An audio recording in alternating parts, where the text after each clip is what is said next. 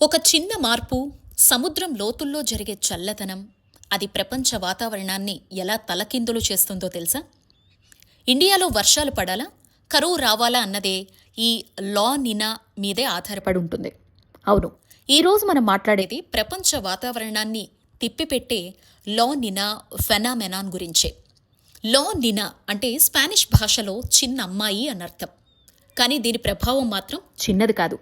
Pacific మహాసముద్రంలో నీటి ఉష్ణోగ్రతలు సాధారణం కన్నా చల్లబడితే అది లా నినా.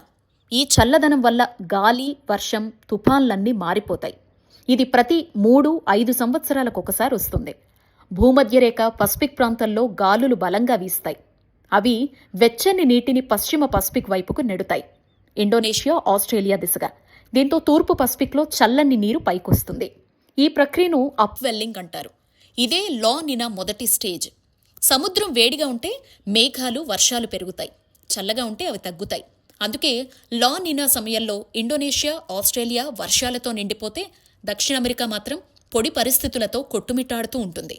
లా నినా భారత్పై ఎలాంటి ప్రభావం చూపుతుంది? దీనివల్ల తుఫాన్లు ఏర్పడే అవకాశాలు తక్కువగా ఉంటాయి. కరువు పరిస్థితులకు కూడా దారితీసే అవకాశం ఉంది. మరోవైపు శీతాకాలంలో ఉష్ణోగ్రతలు మరింత పడిపోయే అవకాశం ఉంది. అయితే గత కొన్నేళ్లుగా లా నినా ప్రభావం వల్ల ఉష్ణోగ్రతలు పడిపోలేదు.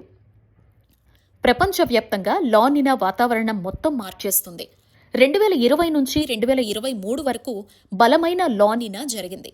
ఇప్పుడు 2025లో మళ్లీ వచ్చేందుకు 60% అవకాశం ఉన్నట్లుగా శాస్త్రవేత్తలు చెబుతున్నారు.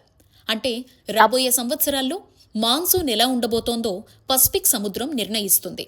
చిన్న అమ్మాయి అనే పేరున్న ఈ లా నినా ఇది మన వర్షాలు, తుఫాన్లు, ఉష్ణోగ్రతలన్నింటినీ ప్రభావితం చేస్తుంది. మీకు ఈ వీడియో నచ్చితే తప్పకుండా లైక్ చేయండి, షేర్ చేయండి, మన ఛానల్ని సబ్స్క్రైబ్ చేసుకోండి.